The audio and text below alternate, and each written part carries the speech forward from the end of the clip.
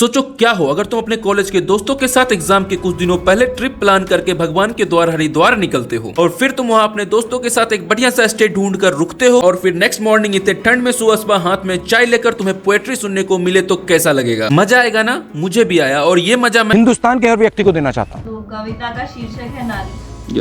तू कलकल करता पानी है, तू धरा की सिमटी माटी है, तू ही माथे की लाली है, तू दुर्गा तू ही काली है। हे शक्ति है महामाया, तू जन्मदाती तू शीतल काया। तू भिन्न नहीं तू नारी है, तेरा कण कण सब पर भारी है।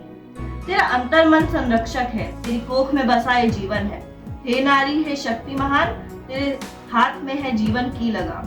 तू चाहे तो कर दे सब कुछ भस्म, तू चाहे तो सृष्टि का हो नया निर्माण। तेरी कोमल छाया में पले बड़े हैं कई हमारे वीर महान। सींचे है तूने पुष्प अनेक, तेरे कोमल आंचल में हमने पाई है एक प्रेम की अद्भुत खदान और पाया है जगत का संपूर्ण ज्ञान। किंतु आज हो रही मारा मारी, नर नारी का भेद बताते। सुनो ऐसा करने वालों, हरण में शोषण करने वालों। तू जागेगा जब बात स्वयंवर आएगी। वो पल भी श्रापित होगा और हाथ न जिनका साथ रहे, किस्मत भी कोस चली जाएगी। वो काल बनकर नष्ट कर जाएगी, तू पड़ा जमीन पर देखेगा और कोस कोस मर जाएगा। दो तिनका इज्जत मांगी थी, कोई जागीर नहीं जो दे ना पाया। क्या इतना भी हक नहीं कि हट जाए तुम सबका काला साया? क्या कमी रह गई तनिक बतलाओगे, या इन सबको भी गलती कहकर बच जाओगे? अरे मैं नारी हूँ, अग्नि का मुझको खौफ नहीं। 100 बार अंगारों पर चल जाऊं, ऐसी मेरी सौगात।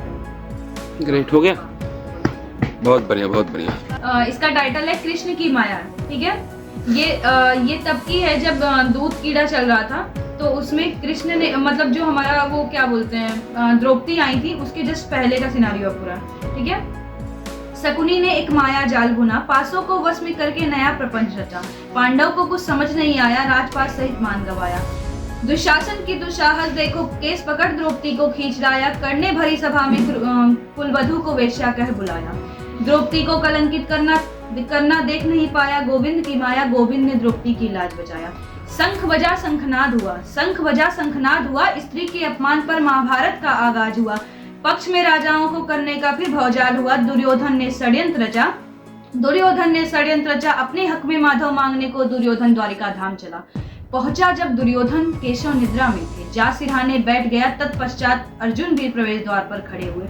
देख शयन मुद्रा में केशव चरण कमल में बैठ गए। सहसा उठे मोहन, सामने अर्जुन को पाया। क्रोधित होकर दुर्योधन बोला, पहले तो मैं आया।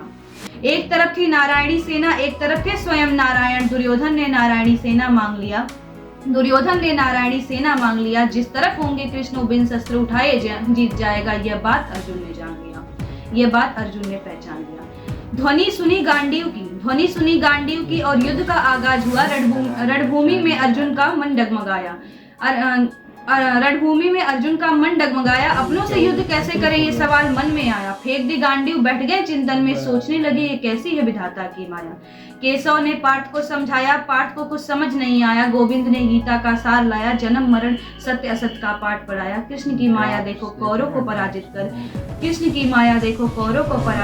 हस्तिनापुर में धर्मराज लाया। बहुत बढ़िया।